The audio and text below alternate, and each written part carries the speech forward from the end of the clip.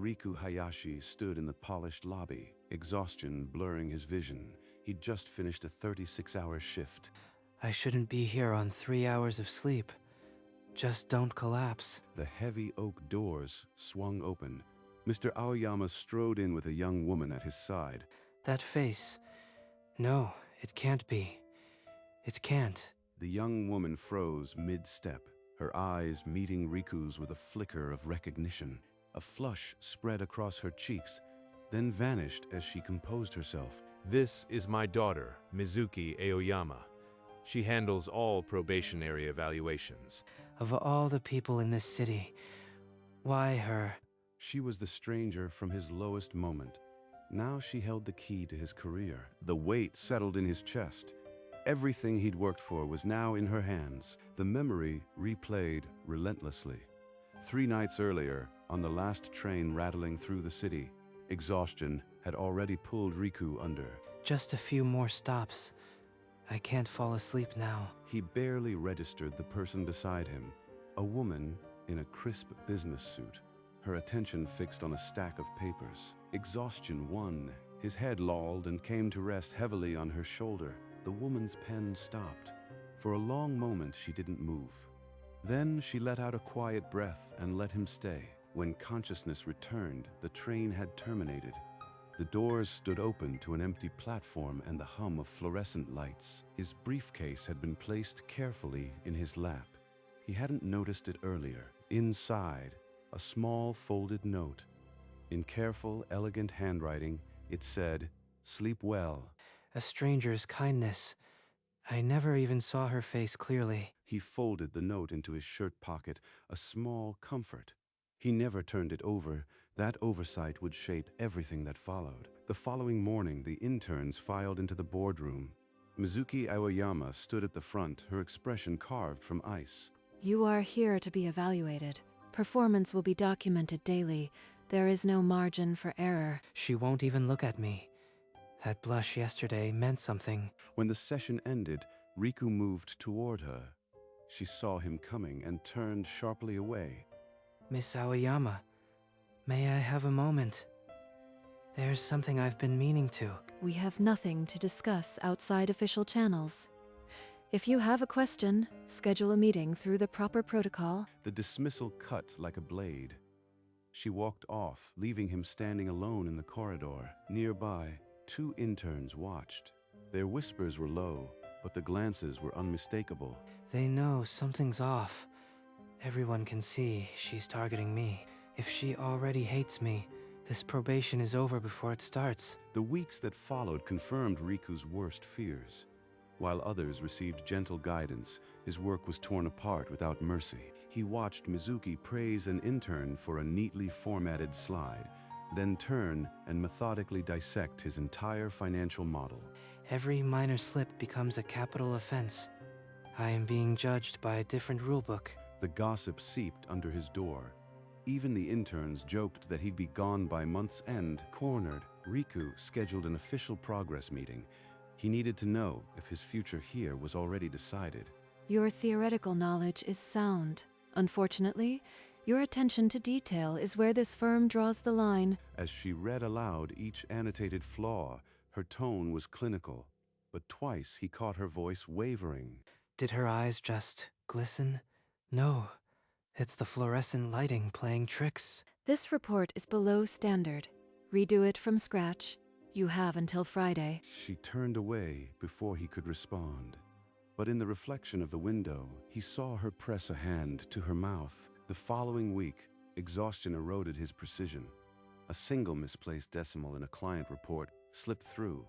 Mizuki called an emergency review in front of the entire intern cohort. She held up the printed sheet like evidence. This error, if passed to the client, could have cost us millions. I cannot accept carelessness at this level, Hayashi. A smug intern smirked. Riku heard a quiet snicker. His face burned, but he kept his eyes forward. She could have corrected me in private. This is deliberate humiliation. Later, he sat alone at his desk, the quiet hum of the office pressing in. Something was off. Tucked under his keyboard was a plain white note, the paper cheap and folded sharp. It read, Watch your back. She wants you out. No signature, just accusation. Is this a warning from a sympathetic colleague or a threat from her? Either way, I am being hunted.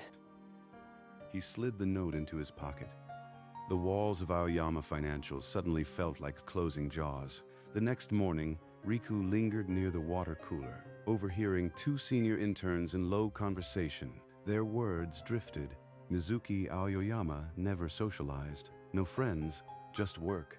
Some pitied her, others called her privileged ice. She's isolated too. That changes things. The woman who let a stranger sleep on her shoulder isn't a monster. He remembered the train, her delicate hands placing his briefcase, the barest hint of a smile before he woke. From the hallway that afternoon, he saw her walking to a meeting alone, shoulders stiff, chin high. In the cafeteria, she sat at a corner table, food untouched, while groups laughed around her. Late evenings, through the glass walls of her office, she stood motionless before the city lights, a silhouette of glass and shadow. That's not the posture of someone who wants to destroy me. That's armor. She's suffocating under it. Maybe her harshness isn't about me at all. It's about everyone watching. The paranoia didn't evaporate, but it gained a new dimension. Surviving wasn't enough. He needed to know the truth. A week later, Riku was called into a major client negotiation. Mizuki led the presentation, her voice crisp and unyielding. The client leaned back, a dismissive smirk curling his lips, his words cut through the air. Another pretty face dining off daddy's name, I see. That's out of line.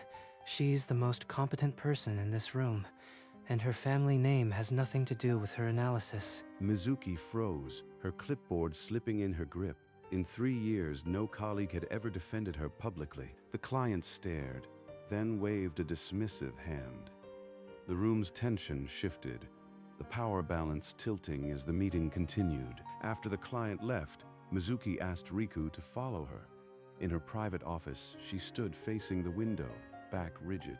Thank you. That was unnecessary, but thank you. For a single, suspended moment, her lips curved, the faintest ghost of a smile. Then she seemed to catch herself. But don't expect leniency.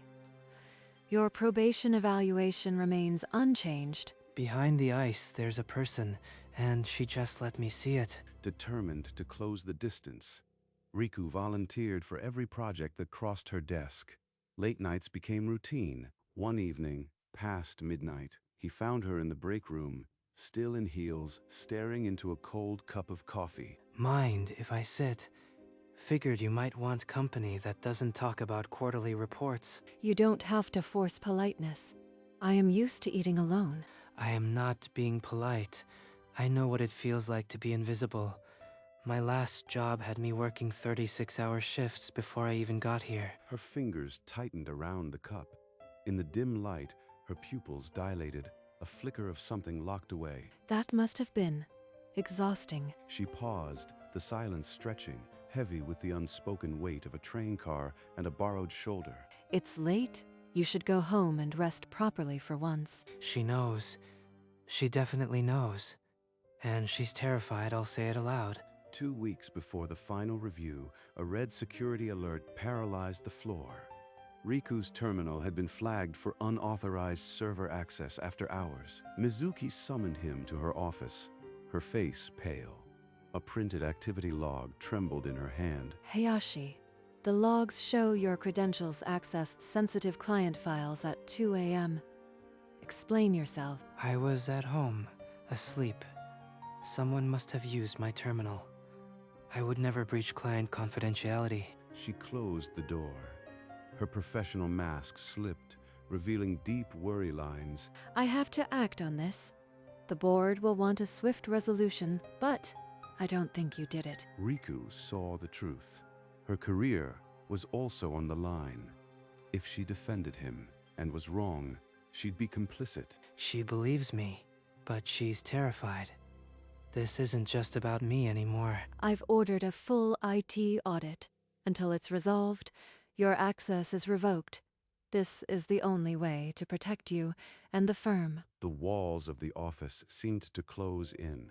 Riku's entire future now depended on finding a phantom before the board found a scapegoat. The IT audit ground forward. Riku worked alongside the team, tracing the digital footprint. The access timestamps didn't match his badge swipes. Look at the sequence. Someone logged in from an external IP and then routed through my terminal. It's a frame job. The digital trail pointed to a fellow intern, someone with access but a grudge. Yet, without a confession, it was circumstantial. In the CEO's office, Mr. Aoyama's voice was low and firm. The board expects a resolution. Mizuki, if the evidence is insufficient, we cut the risk. Father, we need more time. Terminating him now without proof will crush an innocent career, and it will look like panic. Later, in a dim hallway, she stopped Riku. Her voice was barely above a whisper, but the words stamped on his heart. The board is pushing for a swift cut. I may have no choice but to terminate your probation to save face for the firm. Then look me in the eye, Mizuki. Tell me you truly believe I am guilty. She held his gaze for 3 heartbeats. Then, slowly, she shook her head, a single tear escaping down her cheek. I know you are not that kind of person, but knowing it might not be enough to save you. 48 hours later, a confession cracked the case.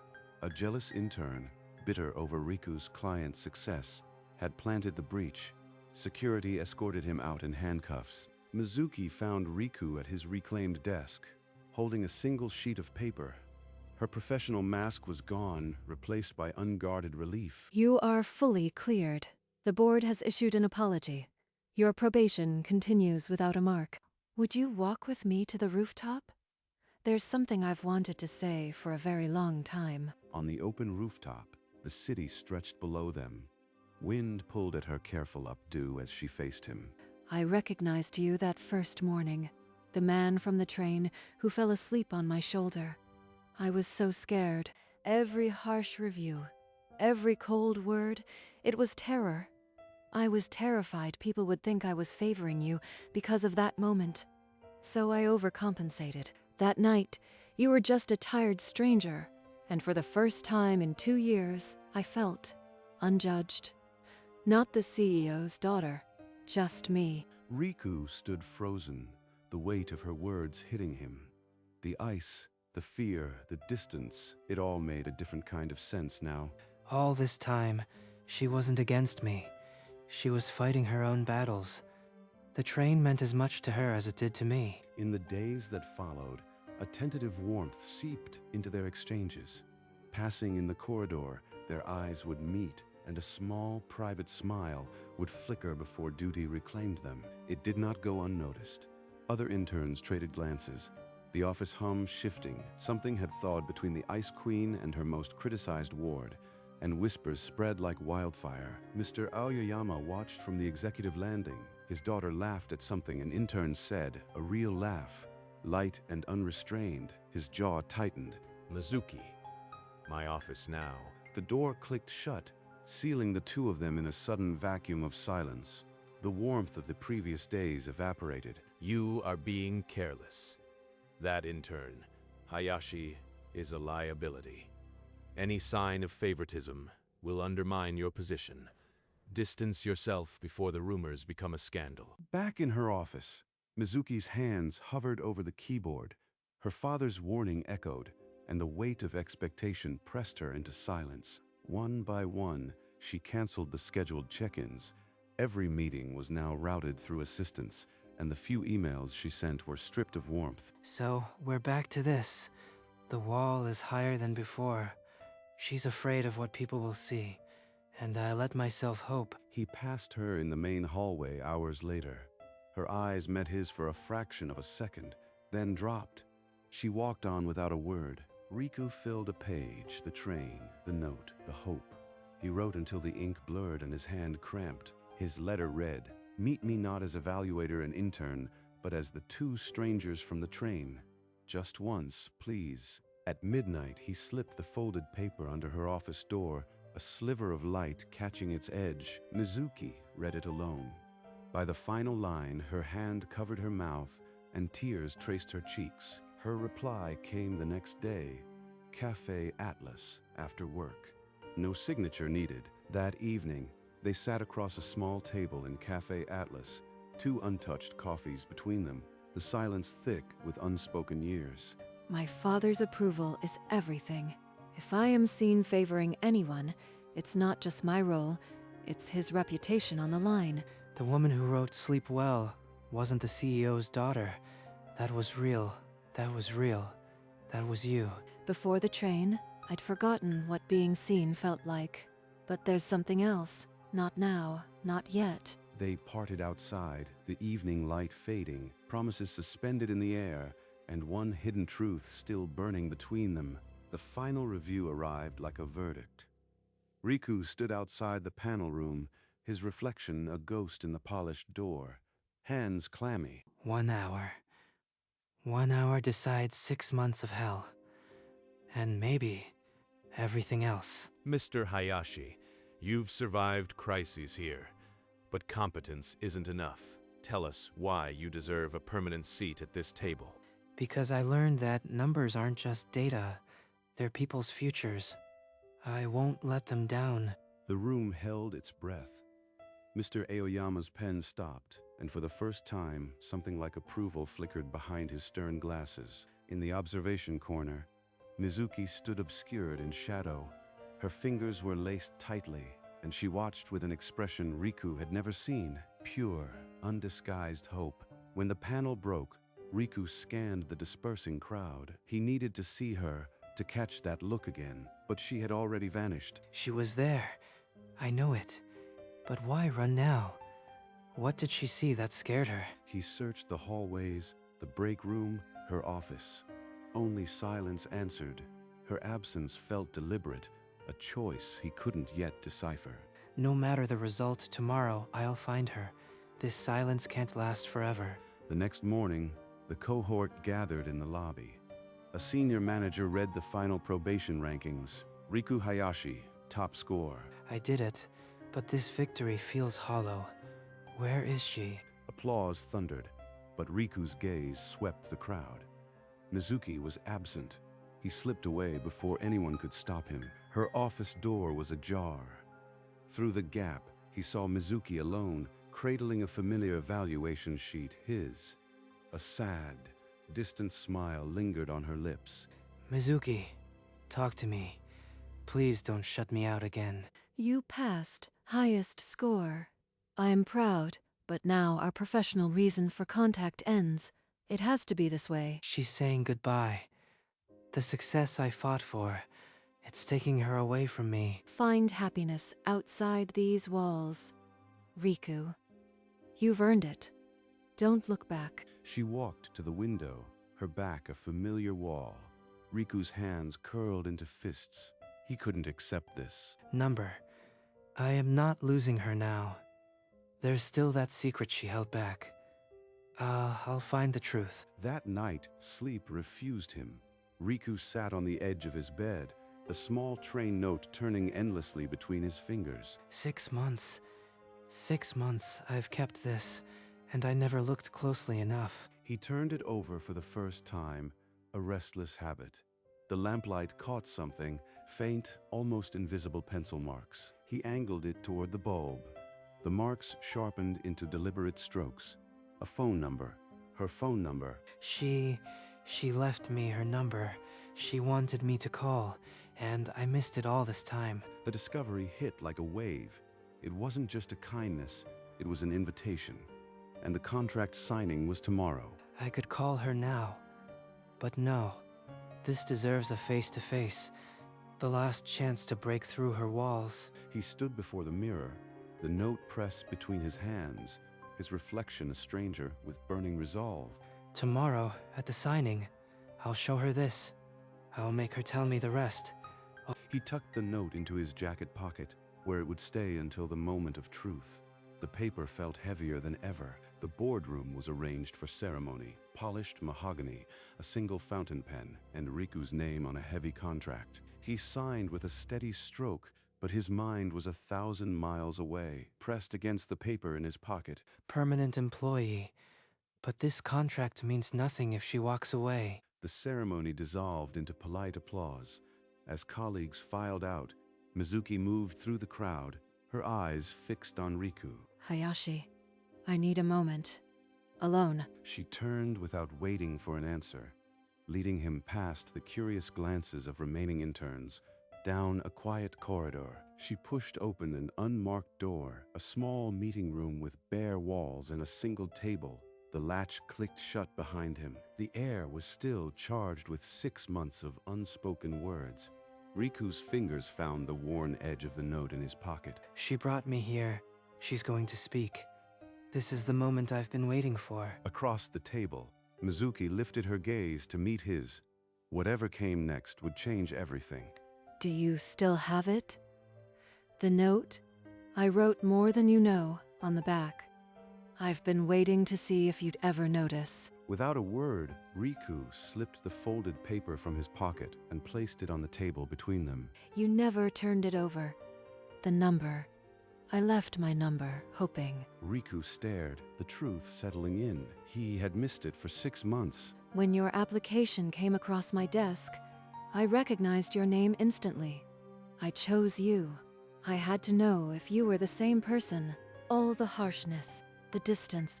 I was terrified of looking like I'd favored you.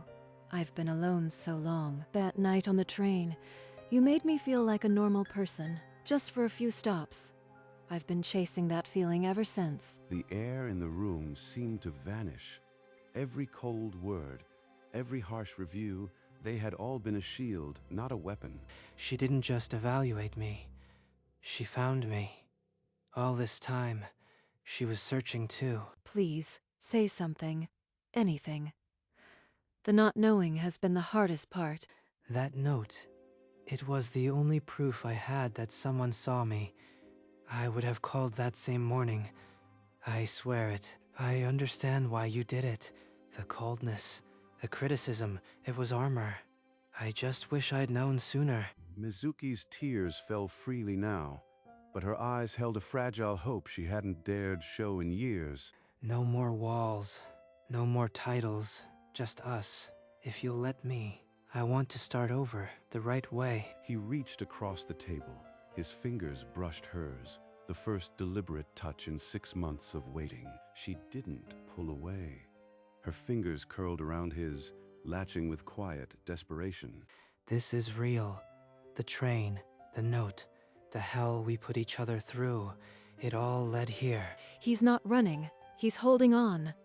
For the first time, I am not alone. The note, the faded pencil, the careful cursive, lay between them like a promise finally fulfilled. Thank you for not giving up on me. They rose from the table. The note, with its faint pencil marks, remained between them, a bridge no longer needed. Would you meet me for coffee? Somewhere far from all of this. Just 2 people, no ranks. I've been hoping you'd ask. I'll be there. No briefcase, no badge. Just the stranger from the train. They walked into the corridor together. The harsh fluorescent light that had once judged him now seemed to welcome them both. There's a quiet cafe on the east side. No executives, no interns. Just coffee and conversation. Perfect. I haven't had a decent cup of coffee in 6 months, or a decent conversation. For the first time, she laughed. A light, startled sound, as if surprised by her own joy. He grinned, and the tension of half a year dissolved. The corridor felt like a path forward, not a cage. She paused by the floor-to-ceiling window near the elevator, afternoon light haloing her. This weekend, then, I'll message you the address. The empty meeting room bore only a single note on the table.